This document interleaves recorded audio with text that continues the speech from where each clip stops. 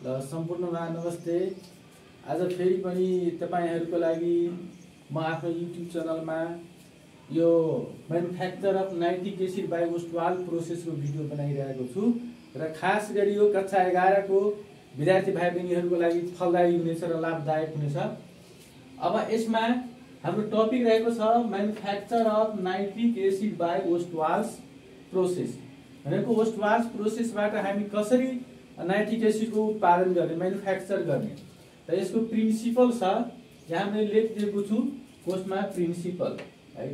र यो manufacture of nitric acid Ostwald प्रोसेसबाट उत्पादन गर्नको लागि चाहिँ हामीले के गर्नुपर्छ, प्रिन्सिपलमा यसको प्रिन्सिपलमा तीनवटा स्टेप्स छ।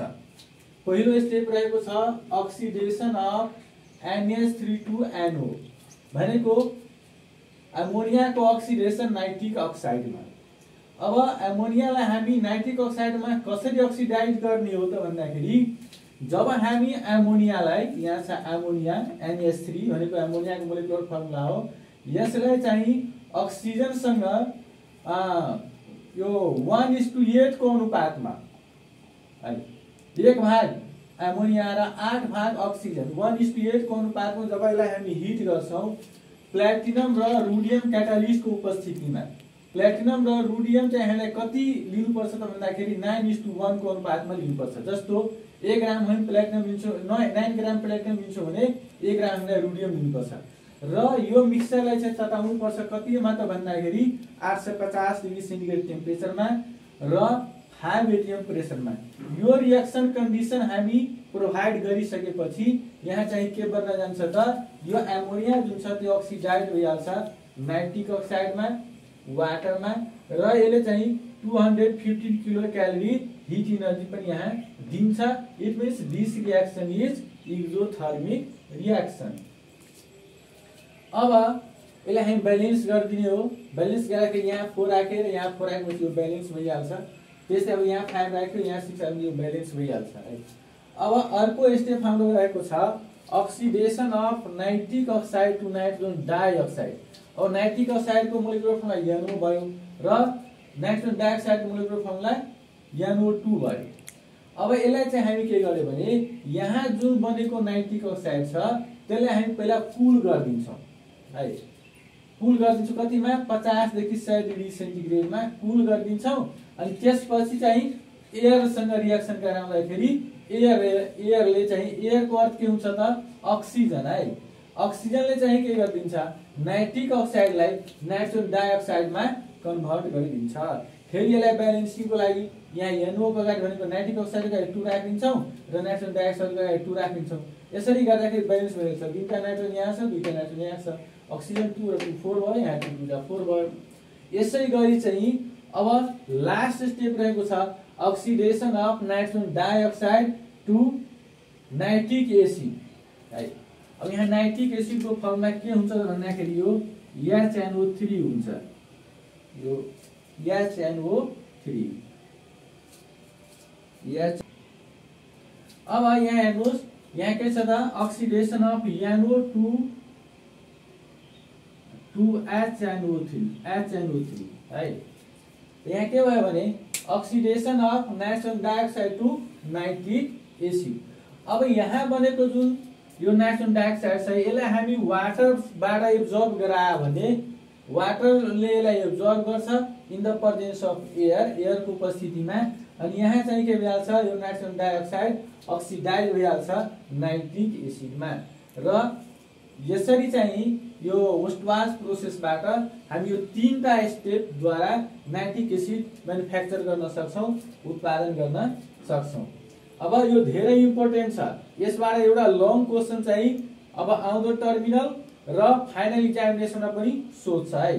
त्यसकारण एकदम ध्यान दिनु होला यसलाई। अब हामी जान्छौं flowsheet diagram of manufacture of nitric acid by Ostwald process. यो फ्लोशीट डायग्रामको अर्थ चाहिँ के हुन्छ, कुन चाहिँ स्टेप भएर हामी लास्टमा कसरी नाइट्रिक एसिड प्राप्त गर्छौं है, उत्पादन हुन्छ हाम्रो, त्यसलाई भन्छ फ्लोशीट डायग्राम। एक स्टेप पछि यो स्टेप पछि कुन स्टेप, त्यसपछि कुन स्टेप हुन्छ, त्यसलाई भन्छ फ्लोशीट डायग्राम।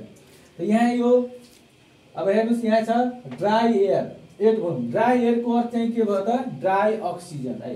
डाइअक्सिन हामी कति लिन्छौँ 8 भोल्युम र ड्राई एमोनिया ग्यास कति लिन्छौँ 1 भोल्युम। यो 1 भोल्युम हो है। अब यो दुवैलाई हामी मिक्स गर्छौँ। यो मिक्स गरिसकेपछि यसलाई हामी पठाउँछौँ कहाँ त क्याटालाइटिक च्याम्बरमा। र क्याटालाइटिक च्याम्बरमा चाहिँ यो क्याटालाइटिक च्याम्बर चाहिँ के हुन्छ प्लेटिनम क्याटालिस्ट र रुडियम क्याटालिस्टले भरिएको हुन्छ र यसको अनुपात 9:1 हुन्छ। र यसलाई चाहिँ हामीले इनिशियली तताइदिनुपर्छ कति त 500 डिग्री सेन्टिग्रेड टेम्परेचरमा। 500 डिग्री सेन्टिग्रेड भन्दा पनि 850 है। यहाँ 850 हुन्छ यो 850 डिग्री सेन्टिग्रेड। ल यो 850 डिग्री सेन्टिग्रेड टेम्परेचर छ। यसमा हामी क्याटालिस्ट प्लेटिनम र रुडियम छ र 850 डिग्री टेम्परेचरमा हामीलाई तताइदिन्छौँ। अब त्यसपछि हाम्रो नेक्स्ट चाहिँ कहाँ जान्छ त यसपछि यहाँ यो क्याटालाइटिक च्याम्बरमा यो नाइट्रिक अक्साइड बनिहाल्छ, यानो बनिहाल्छ यही। अब यो यानो जुन छ नाइट्रिक अक्साइड त्यसलाई हामी कुल गर्छौँ, कुलरमा कुल गरिदिन्छौँ। कति टेम्परेचरमा कुल गर्छौँ त भन्दाखेरि 50 देखि लिएर 100 डिग्री सेन्टिग्रेडमा। अब त्यसपछि जान्छौँ हामी अक्सिडेसन च्याम्बरमा। अक्सिडेसन च्याम्बरमा चाहिँ के हुन्छ नाइट्रिक अक्साइड अक्सिडाइड भएर के दिइहाल्छ नाइट्रोजन डाइअक्साइड दिइहाल्छ। जुन यहाँ छ हेर्नुहोस् यो नाइट्रिक अक्साइड चाहिँ अक्सिडेसन च्याम्बरमा अक्सिडाइड भएर के दिइहाल्छ त नाइट्रोजन डाइअक्साइड दिइहाल्छ। अब आफ्टर अक्सिडेसन च्याम्बर यो रिएक्सन मिक्सर कहाँ पुग्छ त भन्दाखेरि एब्जर्प्सन टावरमा आइहाल्छ। एब्जर्प्सन टावरमा नाइट्रोजन डाइअक्साइड यहाँबाट आउँछ अक्सिडेसन च्याम्बरबाट र माथिबाट हामी चाहिँ के गर्छौँ यसमा वाटर र एयर चाहिँ राख्छौँ। अब वाटर र एयर यसमा तलबाट चाहिँ अक्सिडेसन के भन्छ नाइट्रोजन डाइअक्साइड ग्यास आउँछ र माथिबाट वाटर र एयर आउँछ। यसरी चाहिँ यहाँ के हुन्छ नाइट्रोजन डाइअक्साइड एब्जर्ब हुन्छ वाटरद्वारा एयरको उपस्थितिमा अनि हामीलाई के हुन्छ फाइनली चाहिँ के प्राप्त हुन्छ त नाइट्रिक एसिड प्राप्त हुन्छ। त आजको लागि हामी यति नै। ल हस् धन्यवाद। तपाईहरुलाई भिडियो हेर्नु होला, राम्ररी बुझ्नु होला, सब्स्क्राइब कमेन्ट र शेयर गरिदिनु होला। हस् धन्यवाद।